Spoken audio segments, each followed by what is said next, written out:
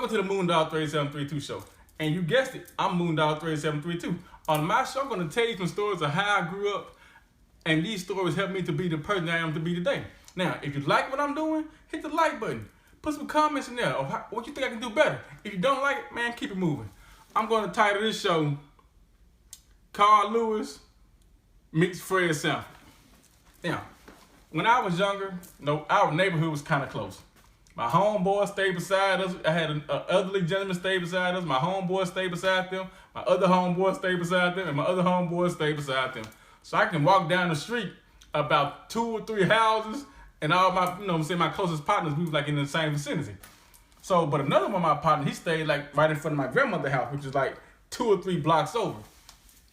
And they always had like gardens and things going on. They had like carpentry going on and stuff like that. It was like a large family. It's probably like 5, 6 of them, five kids, and plus the dad and grandparents, stuff like that, right?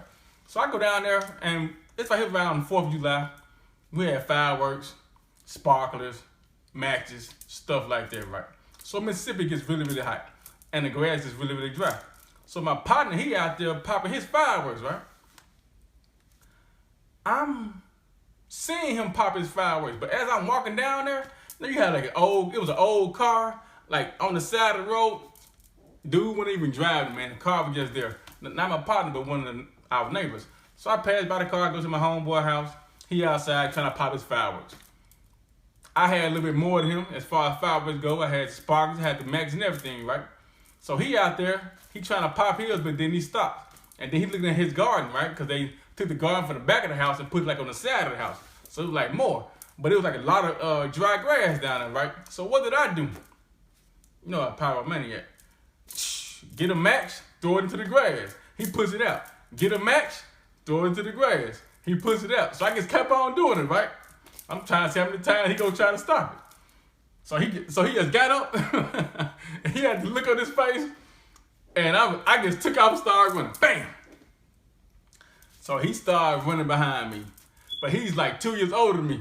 And he was faster than me. He was more athletic. I got asthma. My asthma had kicked in after the first 10 steps. But I'm still running. I didn't want him to catch me. And I'm looking back over my shoulder, right?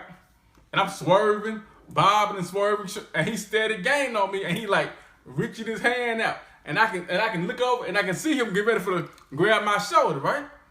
So what he did, he just said, hey, look. I'm still worried about him catching me. And I think he playing a joke, right? I'm running up. No, so now I'm putting the speed on. I'm like, I got him now. He just slowed down. I'm finna run. I'm looking back like this. And as soon as he did that last look, that car that I passed earlier, I ran into the car. I ran into a parked car. So when I hit the car, it was like a car-on-car collision. The sound was so loud that my partners that I stayed a couple houses down from, they came out the house because they thought it was a collision that somebody got into it. So I'm running and I hit the car. My arms and my head was on the hood. My torso was on the grill and my legs were underneath the car. I was pretty much like a bug on the car, right?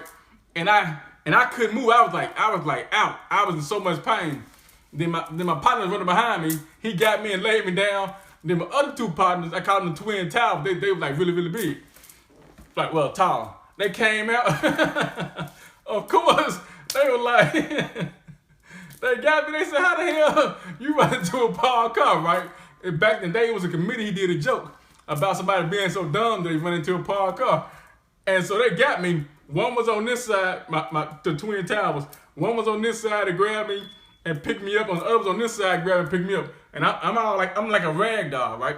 So they got me, knocked on the door, took me into my mom's house. I'm up in there sore. Man, my legs and stuff was all scarred up. And I'm up in there, so I had a Nintendo then. So I'm up in there, I'm hurting. I didn't feel like playing the game. I didn't take any medicine. I was just up in there like in some real serious pain. So I tried to sleep it off. The next day, They come through. I can barely walk to get the door. They come in and they get smiling. So I'm like, what's so funny, man? And these jackwagon go ask, man, how the hell you run into a parked car? You literally ran into a parked car. Now that happened. I guess it's kind of like karma. You know, if you do stuff come and get you. So I look back on that to this day. If I wouldn't have been stupid throwing matches and trying to set my homeboy them grass on fire, I never would have did that. But once again, it's one of them stories that helped me be the person I am today. Then